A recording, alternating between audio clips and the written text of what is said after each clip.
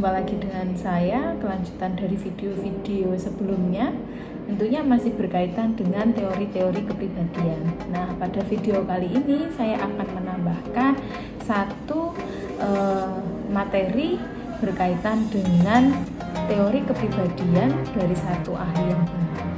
Nah, pada kali ini saya menjelaskan satu ahli, yaitu bernama Albert Bandura.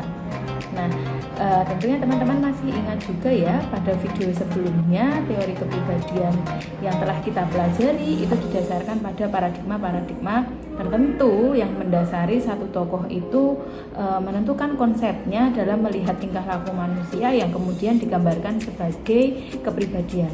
Nah, pada Albert Bandura di sini masuk pada paradigma kognitif, sehingga dasarnya adalah manusia bertingkah laku itu dipengaruhi bagaimana proses persepsinya sehingga memunculkan suatu tingkah laku tertentu yang kemudian ketika tingkah laku ini polanya menetap kita gambarkan sebagai kepribadian.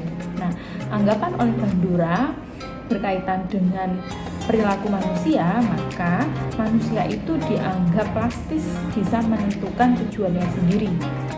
Jadi manusia punya kapasitas, punya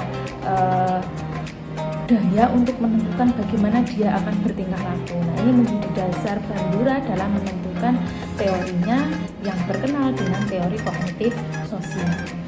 Kemudian dalam bergeraknya manusia bertingkah laku ini dipengaruhi oleh faktor internal dan juga faktor eksternal.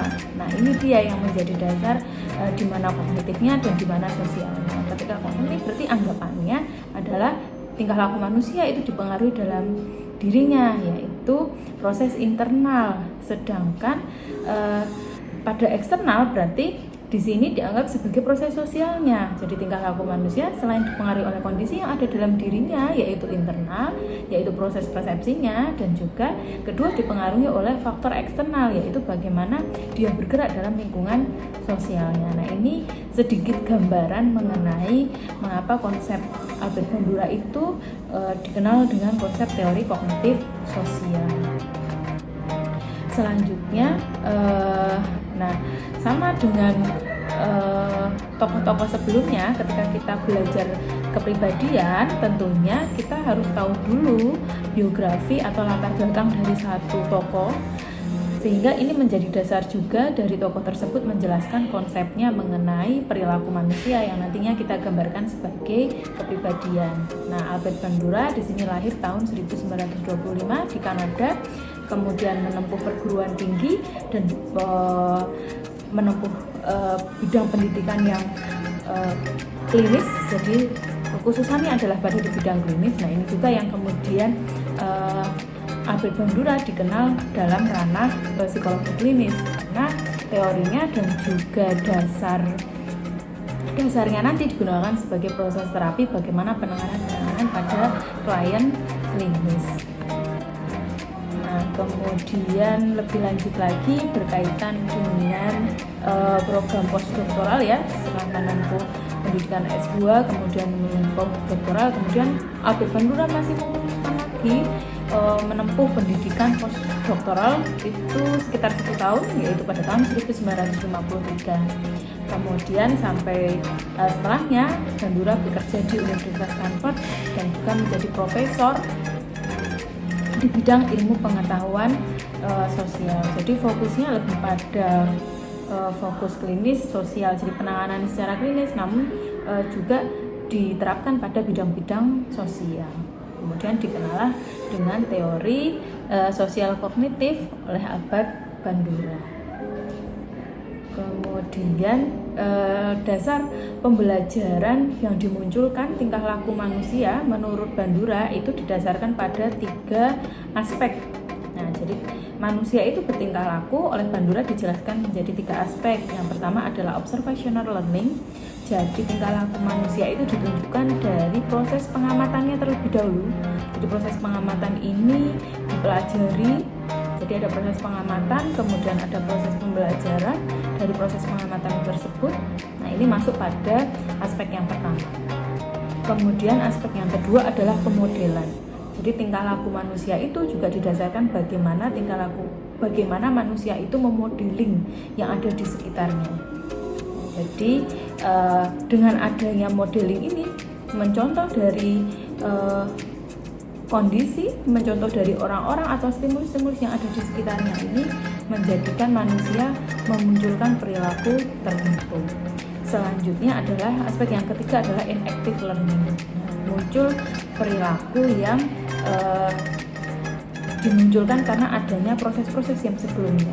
Sehingga kalau kita boleh ringkas perilaku manusia itu nanti dilihat dari bagaimana manusia itu mengamati, kemudian bagaimana manusia itu belajar terhadap pengamatannya, kemudian dimodeling, ditiru, sehingga muncul dalam bentuk perilaku. Ketika perilaku ini dirasakan sesuai, nyaman dengan dirinya, sehingga perilaku ini kembali dimunculkan di kemudian hari. Nah, ini yang disebut sebagai kepribadian, karena kemudian sifat perilaku yang dimunculkan itu akan konsisten. Nah, kemudian jika kemudian kita tarik mengenai sebuah definisi teori kepribadian menurut Bandura, itu merupakan sebuah konteks sosial yang mempengaruhi terwujudnya perilaku. Dengan kata lain, perilaku itu diperoleh, kemudian dipelihara, kemudian dimunculkan lagi di kemudian hari karena adanya konteks-konteks sosial di sekitar diri manusia. Selanjutnya, Abid Bandura juga mengajarkan bahwa dalam teori belajar sosial atau yang dikenal sebagai social learning theory itu didasarkan pada 3 kondisi. Yang pertama adalah kondisi reciprocal determinis. Jadi ada determinis resipokal yang saling menentukan. Nah, determinis resipokal ini nanti dipengaruhi oleh adanya lingkungan dan individu itu sendiri. Nah, ini saling mempengaruhi sehingga terbentuk tingkah laku. Kemudian dasar yang selanjutnya, perilaku manusia itu bahwa secara sosial itu tanpa penguatan, jadi beyond reinforcement, tidak ada penguatan. Namun kalau kita samakan dengan teori sebelumnya, reinforcement ini lebih pada bagaimana proses internal yang ada pada diri manusia. Ketika pada diri manusia itu merasa nyaman kemudian mengulang lagi menjadi inactive learning, nah ini adalah tingkah laku yang sebenarnya dimunculkan oleh manusia itu sendiri. Sehingga dasar yang ketiga adalah self-regulasi. Ini adalah proses internalnya. Self-regulasi dan kognisi, ada pengaturan dalam proses kognisi dalam dirinya untuk memunculkan kembali tingkah lakunya atau justru akan memendam kemudian tidak memunculkan. Artinya, oh ini dirasa tidak nyaman sehingga saya tidak akan melakukan perilaku yang sama di kemudian hari. Nah, kalau kita pahami, kemudian teman-teman bisa melakukan pencarian begitu ya pada teori kognitif sosial atau learning sosial ini, social learning Bandura itu akan dikenal dengan sebuah teori yang namanya adalah Bobo-Doyle. Di pada Bobo-Doyle ini dilihat bagaimana anak itu belajar dari proses orang-orang atau individu dewasa yang ada di sekitarnya, sehingga diperagakan dengan boneka begitu ya, sehingga dikenal dengan Bobo-Doyle.